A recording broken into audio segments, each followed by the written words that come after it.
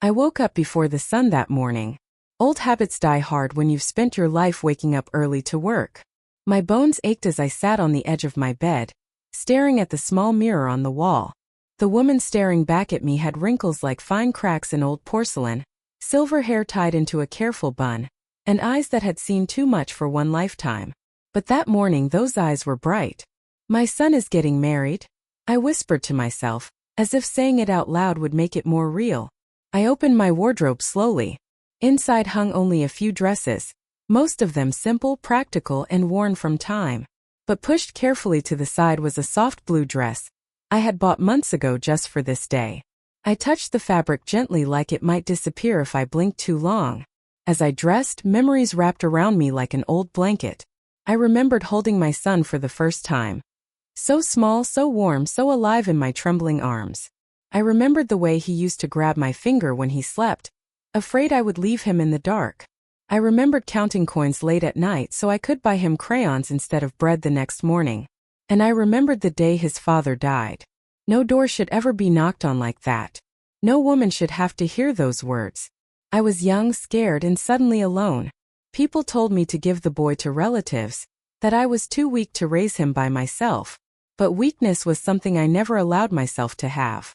I worked in a small sewing shop during the day and cleaned office floors at night. My hands grew rough, my back bent early, but my son grew strong. That was all that mattered. The apartment everyone would later fight over? It wasn't luxury. It was survival. I saved for years, skipped meals, walked instead of taking buses, wore the same coat through 10 winters, just to own those 4 small walls.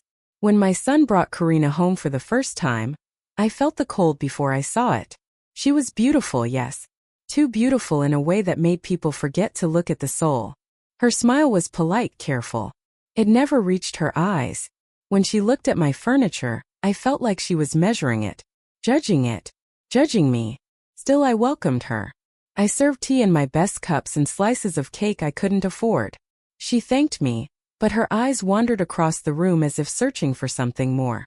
That morning of the wedding, I moved slowly through my apartment, touching the walls lightly. "This is just change," I told myself. "This is happiness. This is a new beginning." I pinned my pearl necklace around my neck. It had belonged to my mother, and her mother before her.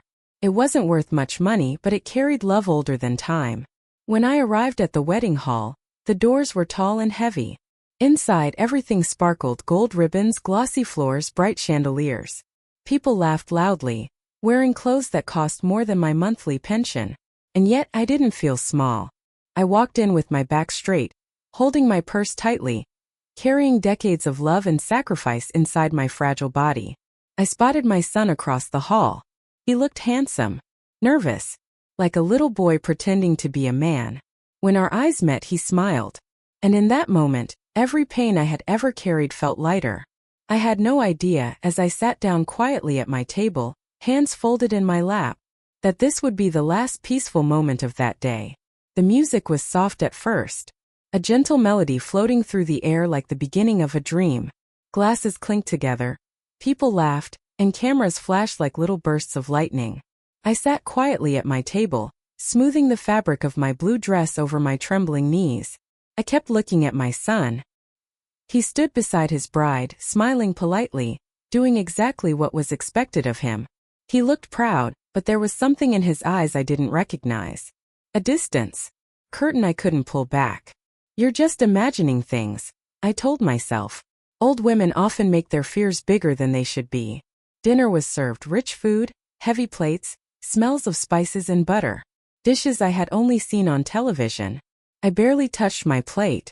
I was too full of emotions to be hungry. Then came the speeches. One by one, people stood and talked about love, success, and perfect futures. Guests clapped loudly, some of them already a little drunk on wine and happiness. I clapped too, softly, politely. Then Karina stood up. She was beautiful. Perfectly styled hair, sparkling dress hugging her figure, a smile painted carefully on her lips. She lifted her glass and tapped it gently, and the microphone carried her voice throughout the hall. "I want to thank everyone for coming," she said sweetly. "This day is very special to me." Applause filled the room. Then she paused. And I want to thank my dear mother-in-law. Every eye turned toward me. I felt my heart beat harder in my chest, but I lifted my chin and smiled politely. This was affection, I told myself. Respect. She stepped down from the stage and began walking toward me. Each step felt louder than the last. Her heels clicked sharply against the floor, like a warning that no one else could hear. She stopped in front of me. She leaned down slightly so only I could hear her and whispered, "It's time." I blinked. Time for what? I whispered back, confused, still trying to smile. Her lips curved into something cold. "The keys. Your apartment. Don't act surprised." I laughed softly, a nervous old woman laugh. "You're joking," I said. Her smile disappeared. "Stand up," she said quietly. So I did. All those eyes watched me.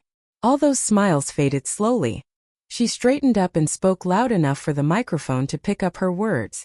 "My mother-in-law has a beautiful apartment that she no longer needs. As a wedding gift to her son, she will hand over the keys tonight." The room went silent. So silent I could hear the nervous shifting of chairs. My hands began to shake, but not from fear. From disbelief. I leaned closer to her and said quietly, "My home is not a gift. It is my life." Her face tightened like a stretched wire. She took my wrist suddenly, her nails pressing against my old skin. "Don't humiliate me," she hissed. "You've lived long enough." That sentence burned more than fire. I gently pulled my hand away, and I said clearly, "No." The word felt small in my mouth, but it was strong. The slap came without warning, a sharp sound louder than the music. Her hand struck my cheek with a force I did not expect from such a delicate arm. The world tilted slightly. Someone gasped. Someone dropped a glass. I tasted salt, but I did not scream. I did not fall. I did not cry. I turned slowly. I looked at my son. He stood frozen, his mouth slightly open, his hands hanging uselessly at his sides. And in that moment, something inside me cracked quietly. Not loudly, not dramatically, just enough. Enough to know that I could not stay. Without a word, I reached for my purse. My fingers were steady now. I walked past shaking guests, staring faces, open mouths. Every step felt heavy but clear. Outside, the night air was cool and honest. My cheeks were burning, my heart was aching, but my mind was steady. I pulled out my old phone and pressed one familiar number. He answered on the second ring, and all I said was, "It's time." There was silence on the line. Then a calm voice replied, "I'm coming."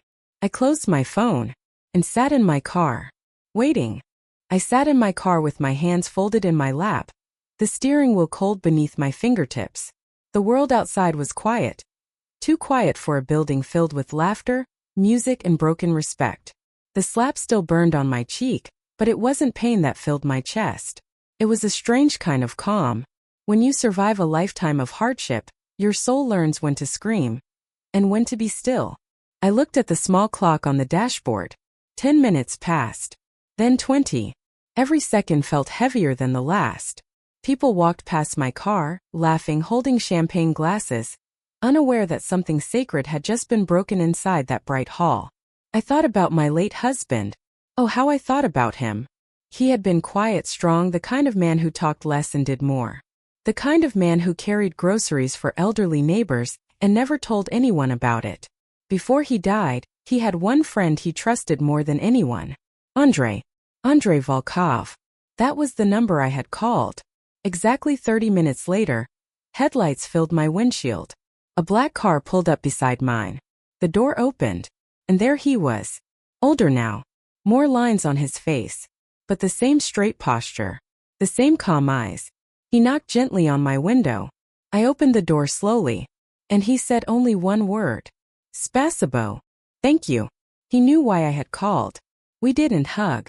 We didn't cry. We didn't need to. He adjusted his coat, picked up a thin leather folder from his seat, and said, "Wait here." I watched him walk toward the hall. His footsteps were steady, not rushed, not angry, just certain. Inside the hall, the music had started again, but it was weaker, forced, like a smile drawn over a broken face. I saw everything through the car window. The heavy doors opened slowly. Andre walked in. People noticed. Whispers spread like fire in dry grass. That's him. What is he doing here? Why would he come to this wedding? He moved through the room like someone who belonged everywhere. Not rich. Not loud. Just powerful. He walked straight to the stage. The host stepped back without being asked. Andre didn't need a microphone. His voice was calm, and somehow everyone heard it. I am here because something sacred was broken tonight. The room stopped breathing. Then he lifted the folder. He opened it, and he spoke words that felt like thunder. This bride's family is under legal investigation for financial fraud. Gasps exploded through the room. Karina stiffened. Her mother dropped her napkin. Her father's hands began to shake. Andre turned slightly, letting his gaze pass through the hall. They did not come here in search of love, he continued. They came here in search of property. I felt my fingers tighten around my purse inside the car. He wasn't loud. He wasn't cruel. He was factual. He turned toward my son. And you, he said softly, were too afraid to protect the one woman who has protected you your entire life. My son lowered his head. Then Andre said the sentence that made the room feel smaller. The apartment everyone is speaking about is not a gift. It is legally protected. Its owner cannot be manipulated, pressured, or threatened. He closed the folder slowly. Any attempt to take it by force or humiliation will be handled in court. Silence fell like snow. Heavy, cold, real. Karina's face lost its color. Her carefully built pride cracked in front of everyone. I didn't feel joy. I didn't feel anger. I felt release. The kind that comes when the truth no longer needs your tears to survive. Andre turned and walked out. He opened the car door gently. He sat beside me. He didn't ask if I was okay. He didn't need to. He looked forward and said quietly, "You were right to call." I nodded. And outside through the glass I saw people begin to cry. But not for me. For themselves. Because they had just seen that quiet dignity is more powerful than loud cruelty. The ride home was silent. Not the uncomfortable kind of silence, but the kind that comes after a storm has finally passed. The city lights blurred past the car window, and my reflection stared back at me. A tired old woman with a red mark still blooming on her cheek. But my eyes were calm. Andre stopped the car in front of my building. The same old concrete steps. The same crooked handrail. The same tired walls that had watched me grow old quietly. He turned to me. "You never changed," he said softly. I smiled a little. "Neither did you." He didn't walk me inside. He knew I didn't need help. Before leaving, he said only one thing. "You were never weak." I sat there for a moment after he drove away. Then I picked up my purse and climbed the stairs slowly, one step at a time like I had done for decades. When I opened my door, the familiar smell of old wood and clean floors wrapped around me like warm arms. I sat on my small sofa and let myself breathe. I didn't cry. I didn't scream. I just closed my eyes and listened to the quiet hum of the refrigerator, the ticking clock on the wall, the gentle breath of my home. This was mine. Not because of papers. Not because of lawyers. But because of love, sacrifice, and years no one else had lived. Later that night there was a knock at the door. Soft. Hesitant. I already knew who it was. When I opened it, my son stood there. He looked smaller somehow. Like the proud suit he wore at the wedding no longer fit his soul. His eyes were red. "Mom," he whispered. And suddenly he was a little boy again in my mind. Afraid of thunder. Afraid of the dark. Afraid of losing my hand. "I'm sorry," he said. I didn't know how to stand up. I froze. I studied his face. Not with anger. Not with blame. Just with truth. I stepped aside. "Come in." He sat on the edge of the chair like a guest, not a son. "I wasn't calling you to shame you," I said softly. "I wasn't calling a man to hurt anyone." He looked up confused. "Then why?" I leaned back and folded my old hands together. "Because silence can protect the wrong people," I said. "And sometimes the truth needs a louder voice than mine." He nodded slowly. "I won't take your home," he said quickly. "I swear.